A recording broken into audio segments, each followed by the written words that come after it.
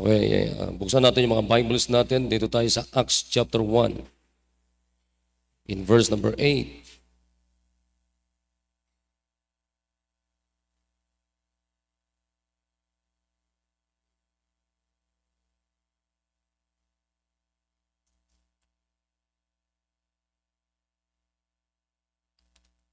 Katulad ng sinasabi ko kanina, kaya meron tayong tema para meron tayong, kumbaga, meron tayong linyang susundan. Nakuha niyo ba yung sinasabi ko? Okay? Kaya makita nyo, yearly, meron tayong taon-taon na tema para hindi tayo mag-sway. Nakuha niyo ba ako? Para hindi tayo mag-sway, para at the end of the year, mga kapatid, at the end of the year, hindi tayo nag-sway, hindi tayo nag-backslide, hindi tayo naloko ng sanlibutan. Sa halip, nag-grow lalo tayo at the end of the year. Pero baliktad nangyayari. Sa totoo lang, honestly, pag-aralan nyo yung sarili nyo, huwag nyo pag-aralan yung ibang tao, yung sarili nyo aralin ninyo. Okay, ito yung tema natin. Ang tanong ko ngayon sa bawat isa, ano na ngayon for 6 months? Kasi nasa gitna na tayo, kalagitnaan na tayo ng taon eh. Napansin nyo ba yun? Ngayon, for 6 months na ito ngayon ang tema natin, gaano mo na, ilang porsyento mo na nakakilala ang Diyos? How many percentage ang pagkakilala mo sa Diyos? Di ba? Nawawala sa mali eh. Kaya tuloy mga kapatid, ang simbahan ay parang nagiging barkadahan, ang simbahan ay parang entertainment, ang simbahan ay, parang gang. Hindi eh. Alam niyo ba ibig sabihin ng simbahan? Grupo ito ng mga tao na iniligtas ni Kristo. Grupo ito ng mga tao na nagsasabing tumanggap kay Kristo at nangabautismuhan. Kaya nung tinanggap mo si Kristo, naging dinagdag ka ng Diyos sa family ng Diyos. Pero nung nabautismuhan ka, idinagdag ka ngayon sa katawan ni Kristo. That's the church. So if you are belong to the body of Christ, you must grow.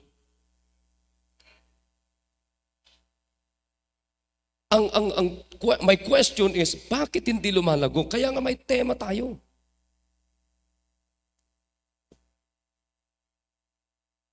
Hindi tama yung katulad yan, tinan niyo mga kapatid ha, hindi nyo napapansin, niloloko kayo ng sanlibutan. Nakikinig kayo mga kapatid? Sa halip na palago, yung pagkakilala natin kay Kristo, baliktad eh. Paano na eh? Pa-deteriorate eh. So very bad. It is because hindi nyo sinusunod, kaya nga may tema. Alam mo ibig sabihin ng tema? Tingnan nyo, sa bawat programa na aatinan natin, punta ka ng graduation, attend ka ng graduation, attend ka ng kung ano na mga ina-attendan natin. Diba, ang laging tanong, anong team? Bakit may team? Para may gabay, may susundan, may usapin.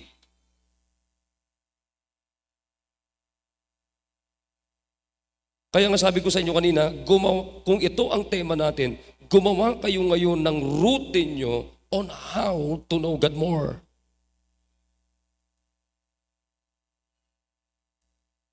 Pero anong nangyayari? Sige nga, anong routine mo ngayon para kilalanin pa ang Diyos araw-araw? Sige nga, meron ba?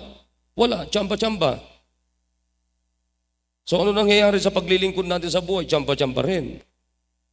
Grabe. Anyways, okay, dito tayo. Basahin natin yung Acts 1:8 kasi ang pag-uusapan natin ngayon ay the work of the Holy Spirit in soul winning. The work of the Holy Spirit in soul winning. And that is why if you are winning souls, makikilala mo ngayon ang banal na Espiritu because while you win souls, the Holy Spirit will work. Do you believe that? So hindi po pwedeng hindi ka mag-i-enjoy, hindi mo makikilala ang Diyos sa soul winning because every time you win souls, the Holy Spirit will work. Alright, basahin natin. Number 8. I hope nandiyan na kayo. Basahin natin, everybody read. But ye shall receive power after that the Holy Ghost is come upon you, and ye shall be witnesses unto me both in Jerusalem and in all Judea and in Samaria and unto the uttermost part of the earth. So again, ang pag-uusapan natin, the work of the Holy Spirit in soul winning. Let's pray. Dakilang Diyos, salamat po sa gabing ito. I pray, oh God, na i-bless nyo ang bawat isa. Panginoon, we believe that every time we win souls, hindi lamang po yung Holy Spirit ang nagtatrabaho, but it is really the work of the triune God, oh God. Nagtatrabaho po kayo. Father, Son, and the Holy Spirit. We believe, Panginoon, na ito po yung trabaho nyo, Panginoon. And you are, that's why every time we work, we do the soul winning, the Great Commission, you're always with us as you promise, even unto the end of the world. So please, kausapin niyo po ang bawat isa, Panginoon, sa area ng soul winning. Sa pangalan ni Jesus. Amen. Okay.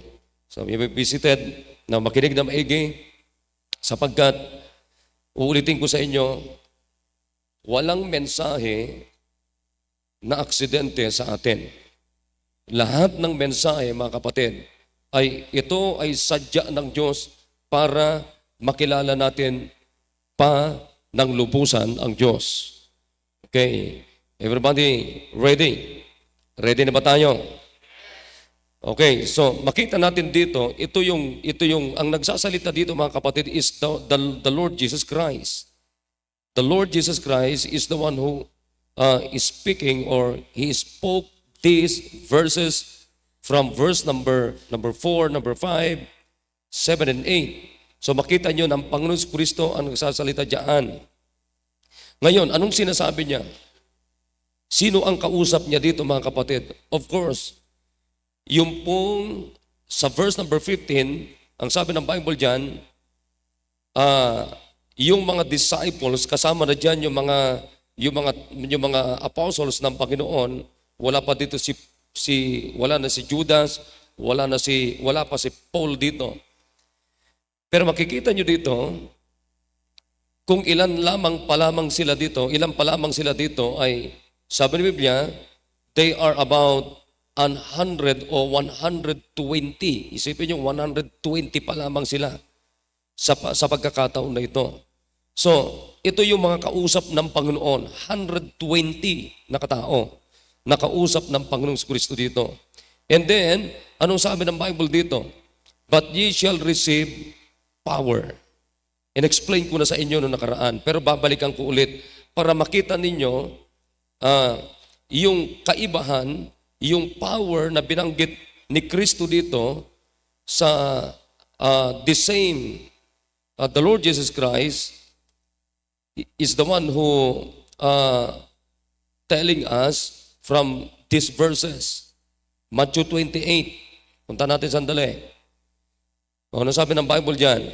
Sabi ng Biblia dyan, all power is given unto me in heaven and in earth. So, gusto ko lang ipaalala yung pagkakaiba niyan. Yung power dyan sa verse number 28 o chapter 28 in the book of Matthew ay sa Greek word is exousia. Exousia. Na ang ibig sabihin tong power na ito ay sinasabi yung sakop nasasakupan ng Diyos. Nasasakupan ng kanyang kapangyarihan, ng kanyang authority, ng kanyang jurisdiction. Okay, nakikinig? Hanggang saan yung jurisdiction ng Diyos? Hanggang saan yung authority ng Diyos? Heaven and earth. Okay, so yun yung nasasakupan, naaabot yung limit. At naniniwala naman ako na unlimited, mga kapatid, yung power ng Diyos as far as power is concerned. Okay? Kaya ang sabi ng Diyos, mula langit hanggang lupa, nasasakupan yan, nasasakupan ng kapangyarihan ng Diyos. Is that understood? Yung power naman dito sa verse number 8 in the book of Acts chapter 1, ang ibig sabihin niyan ay dunamis. Dunamis. Nang ibig sabihin niyan is the miraculous power of God. The miraculous power of God. That's the mighty works. That's the superhuman power na tinatawag. Supernatural. It means relating to God. Relating to God. Ano naman ang ibig sabihin nito? Yung magagawa ng kapangyarihan. Bakit? Mapapansin nyo dito, ang tinutukoy na dito ay hindi na yung jurisdiction na power ng Diyos, authority ng Diyos, kundi yung gagawin na ngayon ng Holy Spirit. Nakikinig ba tayo? Yung gagawin ngayon ng Holy Spirit, kaya makita nyo ano sabi niya, but ye shall receive power. Okay? So, itong power na ito, mga kapatid, it is really the power of the Holy Spirit. Okay? Nakikinig tayo? So, it means, mga kapatid, it's a supernatural power. It's a supernatural power. Ibig sabihin, hindi ito kayang gawin ng sino mang tao. Naintindihan? Hindi ito pwedeng gawin ng sino mang tao, mga kapatid. Kundi ito ngayon yung makakagawa lamang ito is the Holy Spirit. The Holy Spirit, the third person of the Godhead. Nakikinig? Ito ngayon ang maganda. Ito ngayon ang good news, mga kapatid. Napansin nyo na ang talatang ito, sabi niya, and ye shall receive power. Okay? Ye shall receive power. So, ulitin ko, ano tong power na itong? It's a supernatural power. It's a power that is saving souls from hell. Nakikinig na yung mga kapatid? Ito ngayon ay isang kapangyarihan na nagliligtas ng kaluluwa ng tao sa apoy ng impyerno. That is not the power of man. That's the power of God. That's the power of the Holy Spirit. Amen? Ito ngayon ang good news. Hindi lang ito basta power, saan nanggagaling, kundi nanggaling sa Holy Spirit. Ang tanong ngayon, mga kapatid, where is now the Holy Spirit? Come on, where is now the Holy Spirit? Tingnan nyo, anong sabi ng Biblia dyan? But ye shall receive power. Anong power yan? That's the power of the Holy Spirit. It's a supernatural power. It's a saving souls from hell na power. Amen? Tingnan nyo ngayon kung nasaan yan. After that, the Holy Spirit is come upon you. Nakikinig mga kapatid? Is come upon you. Now the word come, now the word upon, it means superimposition. Superimposition. Anong ibig sabihin ng superimposition, mga kapatid? It means to place or lay over or above something. Above something. Ibig sabihin, mga kapatid, nung tinanggap natin si Kristo, automatically nakatira na sa atin, nag-indwell na sa atin ang Holy Spirit, mga kapatid. Nasa atin na, nandito na sa atin. Hindi nyo lang alam na merong Diyos na nakatira sa atin above anything. Above power. Above powers. Powers of this world. Nakikinig tayo? Sino man ang pinaka-powerful sa mundong ito, pero hindi nyo alam, hindi natin alam, hindi nyo napapansin, hindi nyo ginagamit, kaya nga dapat magamit nyo yan. Naintindihan? Kaya nga dapat ang bawat mananampalataya, ang bawat tumanggap kay Kristo, may nakatira sa iyo na Holy Spirit. Hindi nyo ba alam na meron kang tinatawag na above powers, above power, among the powers of this world? Come on, amen. Say amen kung naintindihan, naunawaan nyo ako. Ha? Nakakalungkot mga kapatid. Hindi nyo nagagamit yan. Amen? Hindi kayo nagagamit ng Diyos. Tingnan nyo, ano sabi niya? And this power you can receive. Sabi ng Biblia, ye shall receive power after that the Holy Ghost is come upon you. Is come upon you. It means, the word come, it means supervene. It means to succeed. To succeed. Kapatid, pakinggan nyo na maigi ito. Kaya nga nakakalungkot, pagkaanak ka ng Diyos, hindi ka nag-social winning. Samantalang the moment that you receive Jesus as your Lord and Savior, mga kapatid, merong pumunta sa iyo, nakatanggap ka ngayon ng power. Ano tong power na ito? The Holy Spirit. The person of the Holy Spirit. Amen. Anong gagawin ng persona ng banal na Espiritu na nakatira sa atin, mga kapatid? Gagawa yan ng tinatawag na supernatural power. I hope nagkakaunawan tayo. Gagawa yan, mga kapatid, na hindi mo kayang gawin, hindi kayang gawin ng sinong pinakamakapangyarihan na tao, kapatid, kundi ang makakagawa lamang ito is the Holy Spirit that is come upon you.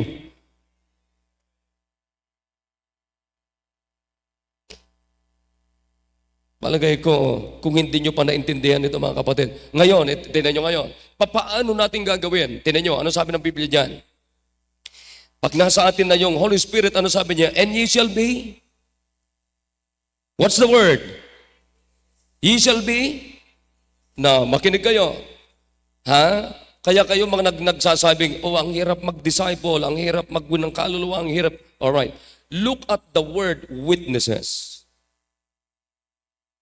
You know the word witnesses? Ha? Ang ibig sabihin yung word na witnesses, it means a martyr. Martyr. Nakikinig? Yun ang ibig sabihin. Anong ibig sabihin ng martyr, mga kapatid? It means martus. Anong ibig sabihin ng martyr? One who bears witness of the truth and suffers death in the cause of Christ. That is why, mga kapatid, don't expect easy. Hey, amen. Don't expect easy in soul winning.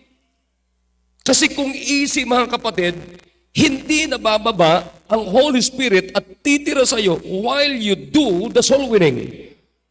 Kung kaya din lang palang gawin ito ng tao, katulad mo, katulad ko, bakit patitira sa iyo ang banal na Espiritu habang gagawin mo yan? Kaya mo rin lang pala.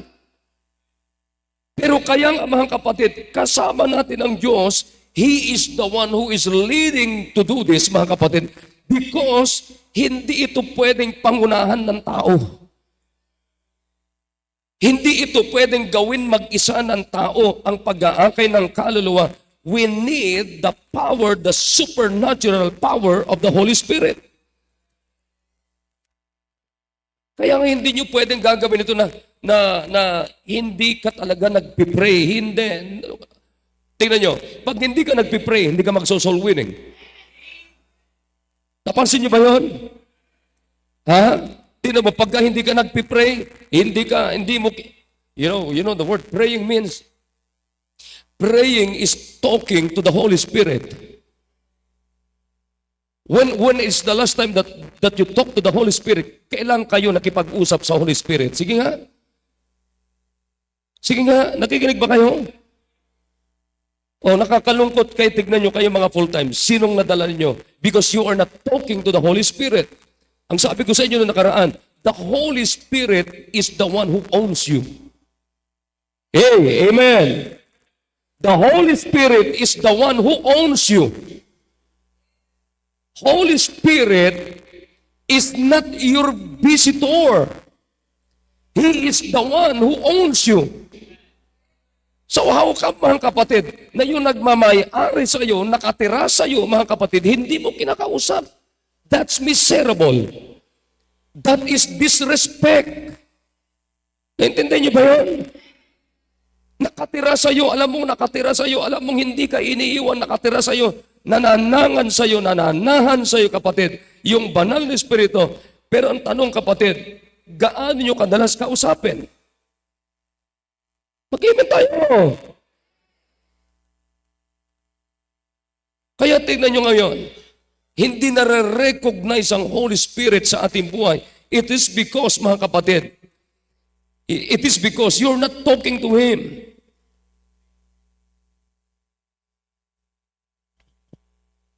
O ngayon, uulitin ko sa inyo, huwag kayong mag-expect ng madali na mag-akay ng kalong hirap naman. Puntahan mo, tataguan ka. Puntahan mo, tatakbuhan ka.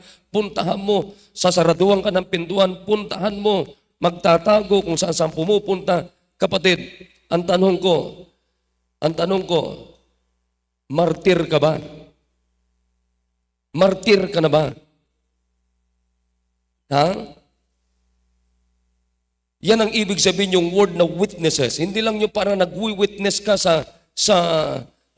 nagwi-witness ka sa dito sa hukuman, hindi. Witnesses means martus, means martyr. It means you are ready to suffer or suffers death in the cause of Christ. Handa kang mamatay para kay Kristo. Yun ang ibig sabihin niyan. Kaya ngayon, mga kapatid, I hope nauunawaan nyo. Nauunawaan na natin yung power dyan sa dalawang verses na yan. Amen? I hope clear sa inyo yan. Nagkakaintindihan tayo? Kasi maganda kasi talaga pag nauunawaan natin, word for word ang salita ng Diyos. Now, ito na ngayon. Ano ang trabaho ng Holy Spirit in soul winning? Okay?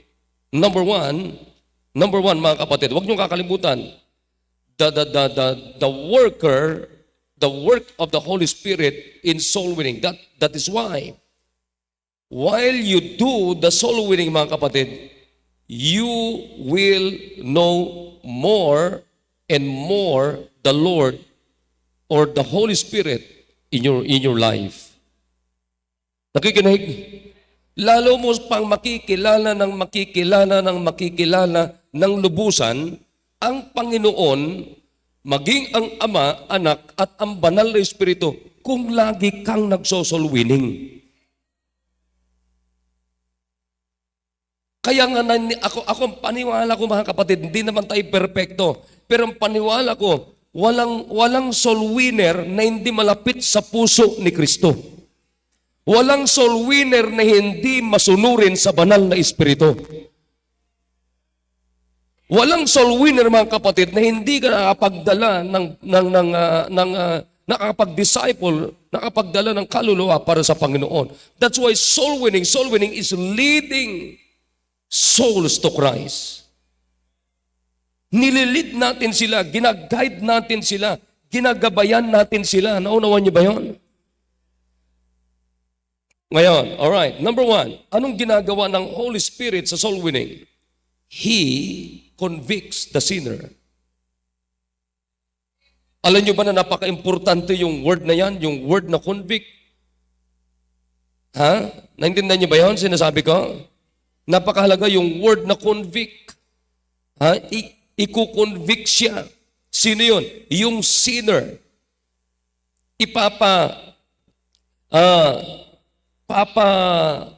Tinan nyo, para makuha na natin. John 16. John chapter 16, para mabasa natin. Maunawan nyo yung sinasabi ko. John chapter 16. Okay. Beginning from verse number 7. Basahin natin lahat. John 16, verse number 7. Everybody read. Nevertheless, I tell you the truth. It is expedient for you that I go away. For if I go not away, the Comforter, sino yung Comforter? The Holy Spirit will not come unto you. But if I depart, I will send Him unto you. Okay, nakuha nyo? Yan yung sinasabi dun sa Acts 1:8. Verse number 8. Basahin natin. And when He is come, He will reprove the world of sin. Now, look at the word reprove. The word reprove, same as the word convict. Amen? Convict. Then, tinan nyo.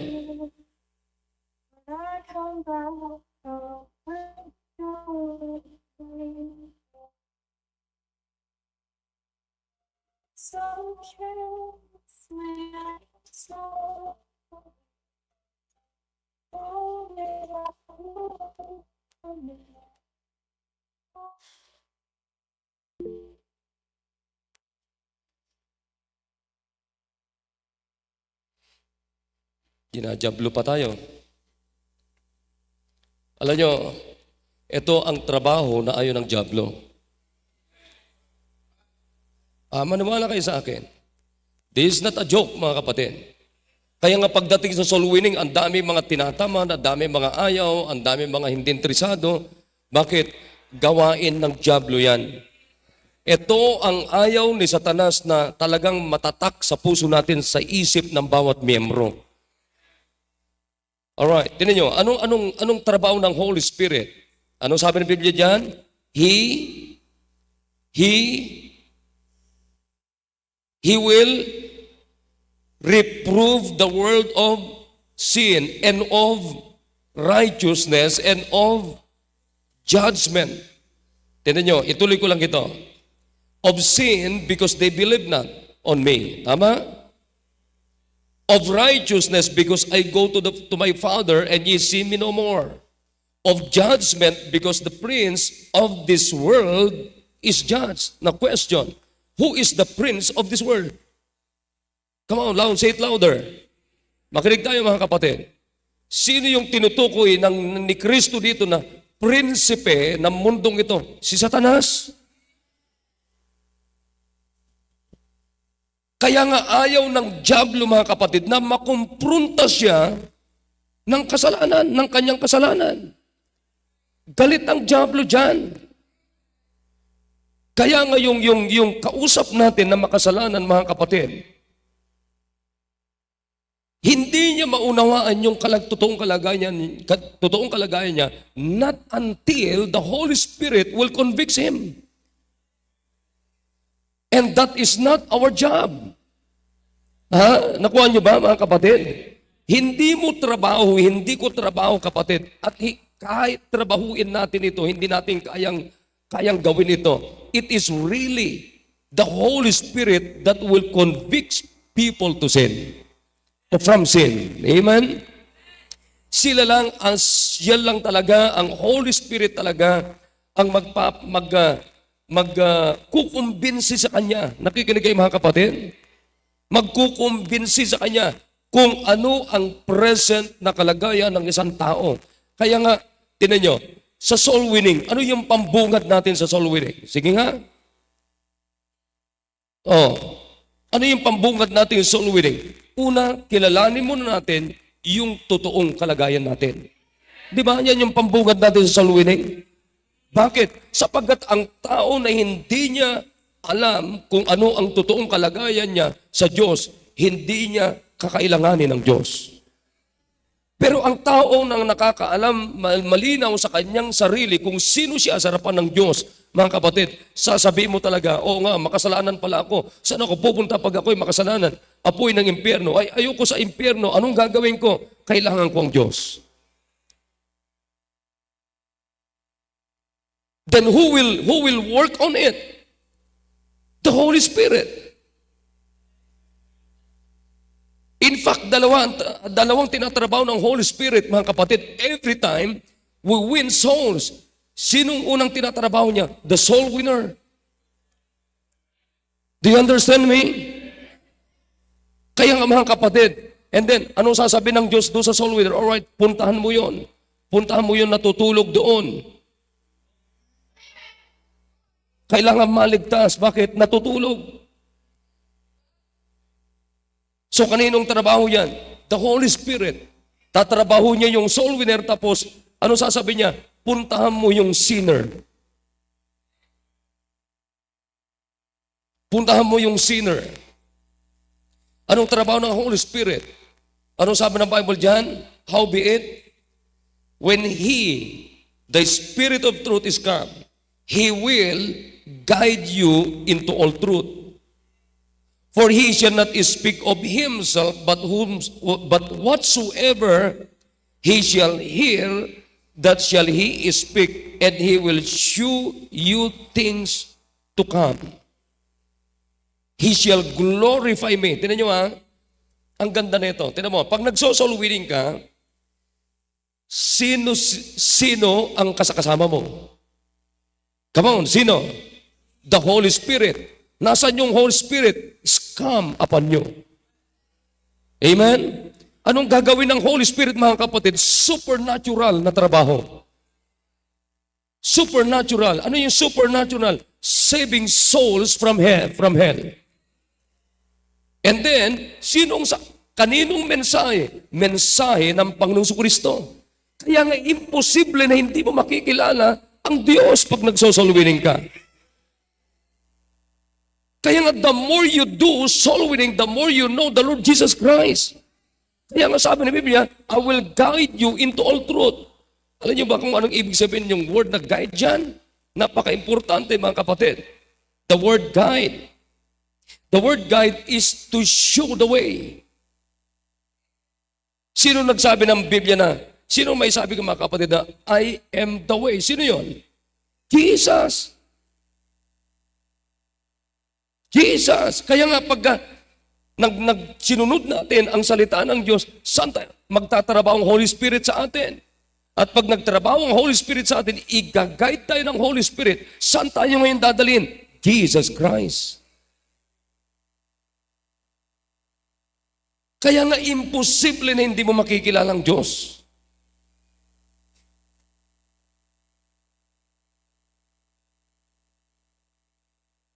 Sino? Ano-anong trabaho ng Holy Spirit? Comforter. He is the worker in saving souls. Amen. Siya yung mag-guide sa atin. Siya yung intercessor natin. Siya yung consoler natin. Siya yung advocate natin. Anong ibig sabihin ng advocate? Ipagtatanggol ka. Kaya nga walang soul winner na kawawa. Bakit? May tagapagtanggol ka may comforter ka may tagapamagitan. Amen? One who administers. Ibig sabihin, siya yung mamamahala sa iyo, sa iyo mangangasiwa sa iyo. Comfort or consolation. Ito pa. Comforter means one who strengthens and supports the mind in distress or danger. Alam ng Diyos na nanghihina ka, pero anong gagawin ng Holy Spirit, mga kapatid? He will strengthen you.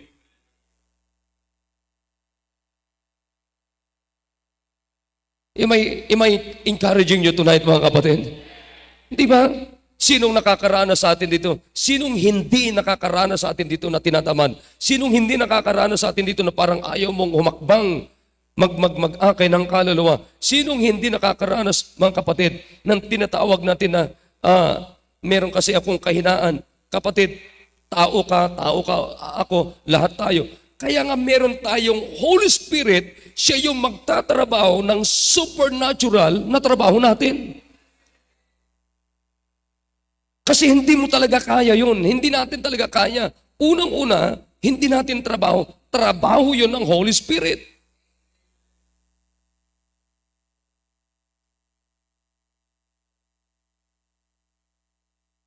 Pangalawa, mga kapatid, He will draw sinners to Christ. Nakikinig kayo? Now, puntaan natin yung Acts para makita niyo itong illustration na ito. Maganda to. Acts chapter 8. Acts chapter 8. Acts chapter 8, verse number 31. Andiyan na kayo? Tinan niyo to. Basahin natin. Read with me. Verse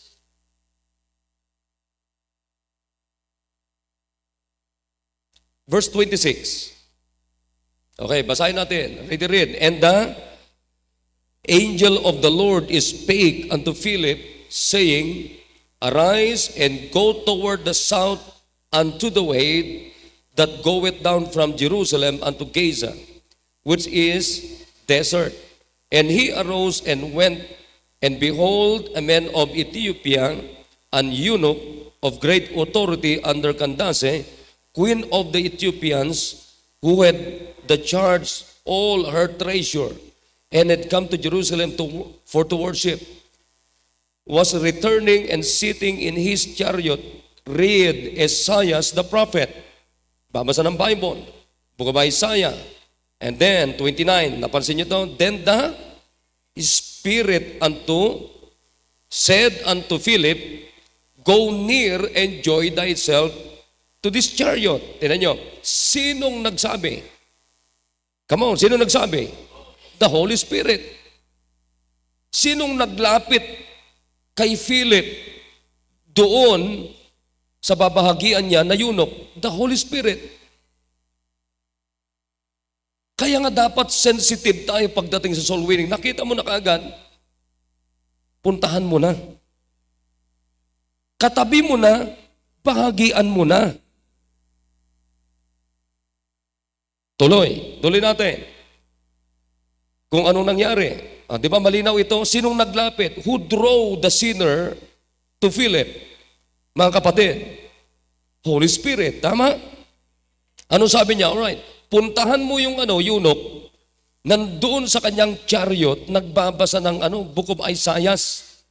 And then pinunta ni Philip. Kaya ang sabi ko sa inyo madalas, kapatid, pag soul winner ka, mabilis ang kilos. Nakuha niyo ba? Pag soul winner ka, alisto ang kilos. Tignan niyo, nung sinabi ng Holy Spirit kay Philip, anong reaction ni Philip? Sige nga.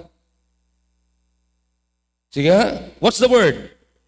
He ran. Amen? Tumakbo siya. Hindi yung parang naglalakad pa na parang naglalakad sa luneta. Di ba? Nakikinig? Hindi naglalakad, mga kapatid. Makinig kayo mga kababaihan, na parang nagfa-fashion show. Kaya nga pag ibahin nyo, pag pumunta kayo ng soul winning, hindi fashion show. Hindi sayawan yung pupuntahan ninyo. Hindi entertainment yung ginagawa ninyo. Nakikinig, mga kapatid. Kaya dapat pag soul winning ka, kinakailangan kondisyon ka. Amen? Yung kaya mong tumakbo. Kung kinakailangan, nakikinig. Abay, kailangan yung mabilis ang kilos. Bakit? Mamaya, pahabulin ka ng aso. Tanong, makakatakbo ka ba? Kinig kayo? Kung may pitbull yan, kapatid. Anong gagawin mo? Ernie, makakatakbo ka ba? Wala. Ay, ang gawin mo, sabi mo sa kanya, sige, kagatin mo na ng tong lieg ko. Pakagat ka na lang. Tinan mo, hiran. Amen? Tumakbo siya.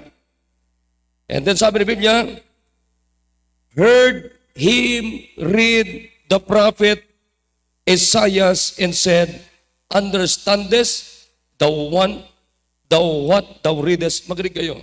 Nakita niyo to? Nagbabasa na ng Bible pero hindi maintindihan. Kailan niya naintindihan? Nung lumapit si Philip na soul winner. Kaya nga pag may nababahagian kayo, mga kapatid, nababahagian kayo na Oh, alam ko naman yung sinasabi mo. Oh, alam ko yung sinasabi mo. Oh, alam ko yung sinasabi mo. Oh, alam ko yung book of Isaiah. Oh, alam ko yung book of Jeremiah. Oh, alam ko yung book of John. Alam ko yung mga books na yan. Huwag ka matakot.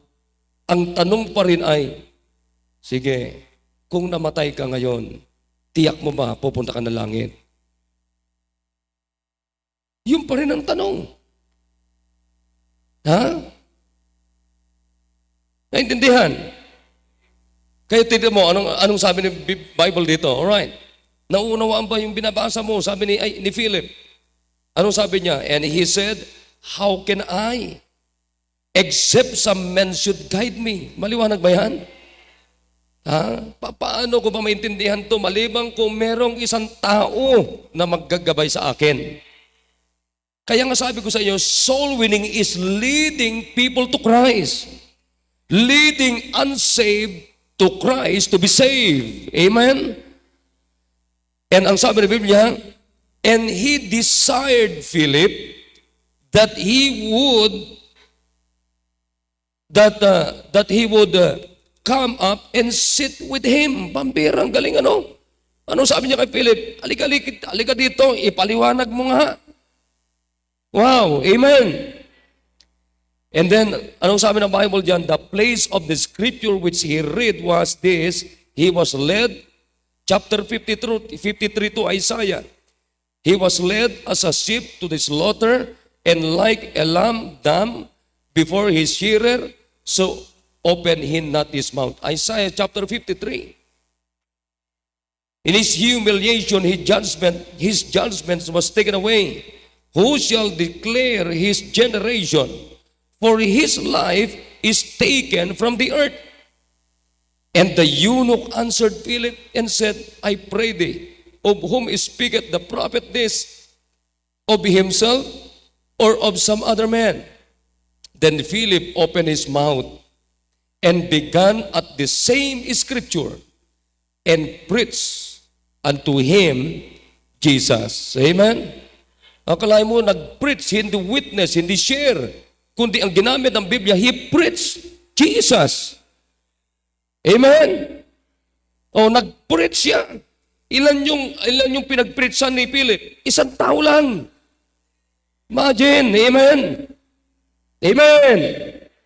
And then anong sabi ng Bible dyan? And as they went on their way, they came unto a certain water, and the eunuch said, see, here is water. What that hindered to me to be baptized. Oh, yun dapat yung ginagawa natin sa mga bisita natin. Huwag kayong mag-aalangan. Magpapabautismo ba ito? Mukhang hindi naman. Mukhang pilya ito. Mukhang ano. Hindi mo na trabaho yun. Trabaho ng Holy Spirit. Amen? Let the Holy Spirit work. And work your job. Amen? Do your job and let the Holy Spirit do His super human power. Amen! So, ano nangyari mga kapatid? And Philip said, if thou believest with all thine heart, thou mayest. He answered and said, I believe that Jesus Christ is the Son of God. Wow! Amen? Kaya malinaw yung paliwanag ni Philip. And he commanded the chariot to stand still. Biro nyo, nasa disyerto sila. Pero makita nyo, ano sabi ni Biblia? Sige, tumigil muna tayo. And they went down both into the water, both Philip and the eunuch, and he baptized him. And when they were come up out of the water, tinan nyo, the Spirit of the Lord caught away Philip. Amen? Kinuha ulit ng banal na Espiritu. Nirapture ulit itong si Philip. He caught away Philip that the eunuch saw him no more. Hindi na sila nagkita. Pero pakinggan nyo kung anong klaseng paghihiwalay, yung paghiwalay nila. And he, basahin natin, and he went on his, nalungkot ba yung eunuch? No, hindi. Ano sabi ng Biblia? rejoicing. Amen? Masaya yung tao. Amen? Kaya nga mga kapatid, ang gawain ng pag-aakay ng kaluluwa ay isang masayang gawain. Ha? Kaya, tinan nyo kapatid, alam nyo pag ikinasisiya mo, di ba, kahit gumastos ka ng malaki, di ba nakikinig pa kayo? O, pag masaya ka, kahit gumastos ka ng malaki, ginagastusan mo yan, bakit masaya ka eh? Iisipin nyo ito soul winning. Ito yung puso ng Diyos. Ito yung trabaho ng Holy Spirit, kapatid. Bakit tayo manghihinayang na gumastos? In fact, hindi gastos ito mga kapatid. Investment ito. Sabi ko niya, alam mo, kahit mahal itong sasakyan ko, basta masaya ako. Di ba? Oh, sasakyan lang yun. Pero isipin niyo ito mga kapatid, ikaliligtas ng kaluluwa na patutungo sa impyerno, ito talaga ang totoong saya. Sasaya sa langit, sasaya yung nabahagian mo yung naligtas, at ikaw din ay masaya. At alam niyo ba kung anong sakop itong saya na ito? Eternity na kasiyahan. Wow. Oh, amen. Hindi man sila nagkita ni Philip at saka yung eunuch kapatid, pero tiyak isang araw magkikita sila sa langit. Meron nga nakapagsabi mga kapatid, hindi ko alam kung anong proof nila yon, pero meron ako narinig na preacher mula dito. Nung naghiwalay sila ng eunuch kapatid, pag uwi ng eunuch, nagsimula ng gawain doon. See? Nakuha niyo ba yon? Kaya hindi ka magrereklamo, hindi ka mapapagod, hindi ka tatamarin kung ang spirit natin, kapatid, like Philip. Amen. Ha? Kung hahayaan natin ng Holy Spirit tatrabaho sa atin, pag sinabi ng Holy Spirit, puntahan mo yon, puntahan mo yon, puntahan mo yon, puntahan mo yon, puntahan mo yon, linggo, marami kang bisita.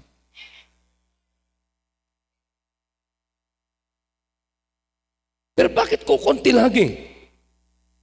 Disobedient ang kasalanan natin. See? Kung sa itong dami natin na ito mga kapatid, kung susunod lang tayo sa Holy Spirit, puntahan mo yun, pupunta ka, puntahan mo yun, pupunta. Kaya nga sabi ko kanina, ito si Sia, sakay ko kanina, tsaka si JD. Tingnan nyo, ilang estudyante doon sa school ninyo, bakit hindi kayo makapagdala ng bisita? Sabi niya sa linggo. Anong linggo? Bakit? Pag Wednesday, iba ba yung Diyos natin pag Wednesday? Sa linggo? Palagay ninyo, yung Diyos natin ng linggo tsaka Diyos natin ng Wednesday, magkaiba ba? Eh bakit sa linggo lang kayo nagdadala? Oh, pastor, ang hirap. Makinig ka. Pag nagreklamo ka ng hirap, ay hindi ka totoong witnesses ni Kristo.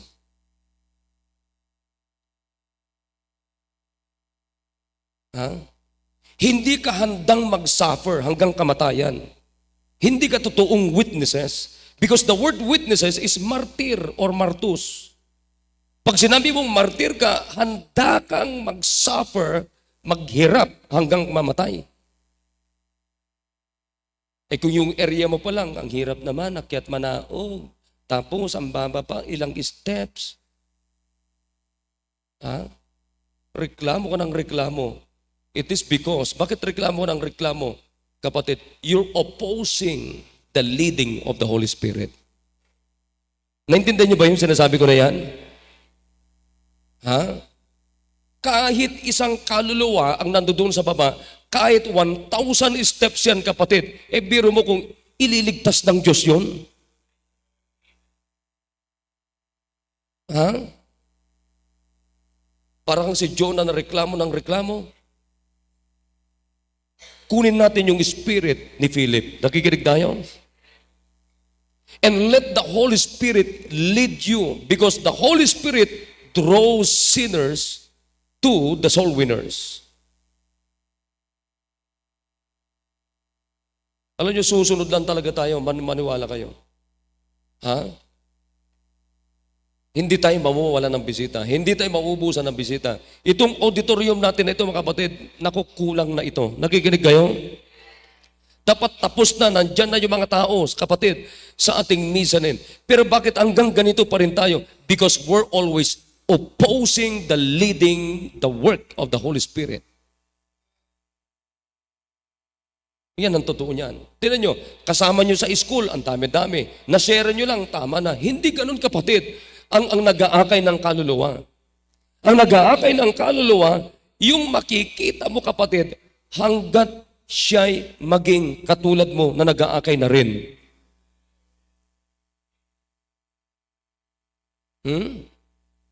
Kasama mo sa opisina, tingnan nyo, sino na ngayon ang nawin nyo sa opisina nyo? Sino na ngayon, mga kapatid, ang naakay ninyo sa school ninyo? Sino na ngayon ang naakay nyo mula sa mga kamag-anak ninyo? Ako, masaya ako, mga kapatid, sapagkat may mga kapatid na ako na soul winners. Si Akel, saan na-train yan? Dito sa akin, sa atin si Akel. Biyaya ng Panginoon. O kayo, may mga kapatid na rin ba kayo na mga soul winners? See? Ha? Nandito lang mga, alam nyo, matindi pa nga. Ang layo-layo ko pa nga. Hindi pa ako madalas umuwi sa amin nung araw. Pero pray lang ako ng pray. Pray ng pray. Pray ng pray. Pray ng pray. Isang araw, sabi ng tatay ko, kunin mo si Raquel. See? Oh, palagay nyo, hindi kaya trabaho ng Diyos yun? Oh, nung pumunta dito sa Akel, anong sabi? Sabi ng tatay ko, ipasok mo nga sa trabaho, may mapapasokan ba sa? Sabi ko, marami. Oh, ngayon, galit na naman kay Mayang. Bakit? Sabi ng tatay ko, sana daw hindi na lang pumunta dito si Mayang. At least, mga kapatid, yung impluensya ko sa mga kamag-anak ko, sa mga kapatid ko, walang iba kundi ito, salita ng Diyos. Kayo, anong impluensya nyo sa mga kapatid nyo? Anong impluensya nyo sa mga kamag-anak na nyo? Meron na ba kayong na-impluensyahan na kapatid ninyo?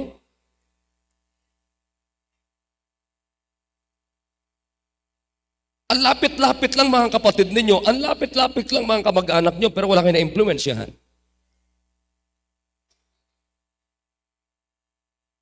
Alam niyo ang problema? The leading of the Holy Spirit in your life. That's the problem. Hey, amen. Nakikinig tayo? Ha? Naku, sasabihin ko sa inyo, masaya din pagka may mismong kamag-anak ka, mga kapatid, na nakikita mo, masigasig na nag-aakay na rin ng kaluluwa. Naku, ako, hindi ako masaya na may mga kamag-anak ako ng milyonaryo ako. Hindi ako interesado dyan. Mas interesado ako na yung mga loved ones ko, yung mga kapatid ko, yung mga kamag-anak ko, mga kapatid, sila ay ma-inlove sa pag-aakay ng kaluluwa. Sila ay lalong makakilala ng makakilala pa ng lubusan sa Diyos na nasa langit. Yeah, amen. Yan ang i-goal ninyo. Yan ang pagsikapan natin, mga kapatid. Amen. Ngayon, ang tanong ko sa inyo, mga kapatid, are you obeying the leading of the Holy Spirit or opposing the leading of the Holy Spirit? Sige nga. Now, ngayong gabi, makipag-usap kayo sa Panginoon one-on-one sa altar na ito. Wala mo nang piano-piano. Tumayo tayo lahat. Come on, dito kayo. Talk to God one-on-one. Okay? Yung mga nadala ninyo, kayo mag-pray sa kanila, sa mga disciple ninyo.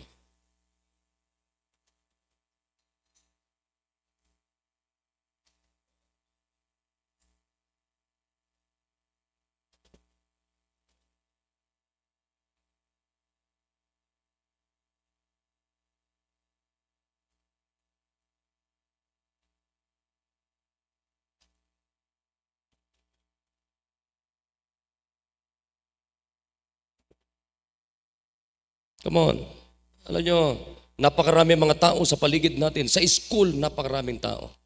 Mga kamag-anak nyo, sino nang nadala ninyo? Yung kasakasama nyo sa bahay nyo, sino nang nai-inlove sa pag-aakay ng kaluluwa? Sige nga. Ang dami-daming kaluluwa sa paligid natin. Pero kailan tayo nagiging masunurin para puntahan sila? By leading us the Holy Spirit. But sadly, most of the time, we're opposing the Holy Spirit.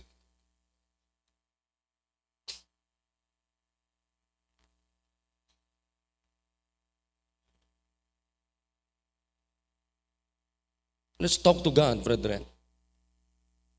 Let's talk to God heart to heart tonight.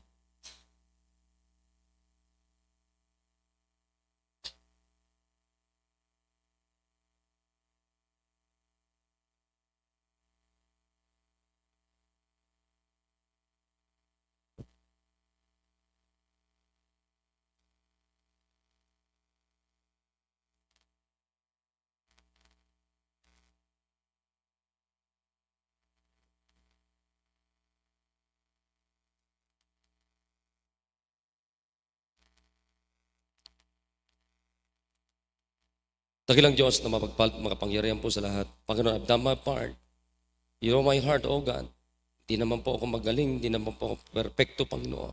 I'm nothing before you, O God. Pero alam ko po, kayo po o naglagay ang mensaheng ito sa aking puso upang maiparating sa puso ng inyong mga anak, Panginoon.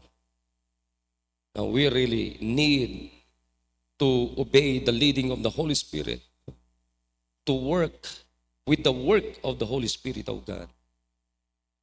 At naniniwala po kami na habang involved kami sa pag-aakin ng kaluluwa, ay lalo po namin kayong makikilala, O Diyos. Kayo pong nagsabi, Father, Son, the Holy Spirit. Sabi niyo, Panginoon, I am with you always. So hindi po namin may tatanggi, Panginoon, na hindi namin kayo makikilala while we do soul winning, O God. Baptizing people, discipling people, makikilala po namin kayo. Salamat po, i-bless niyo po ang mga anak ninyo. Bless niyo po ang kanilang mga commitments na sinabi sa altar na ito, Panginoon. At makita po namin ang tamang resulta sa buhay po namin. Salamat po, i-bless niyo ang mga anak ninyo sa pangalan ni Jesus. Amen.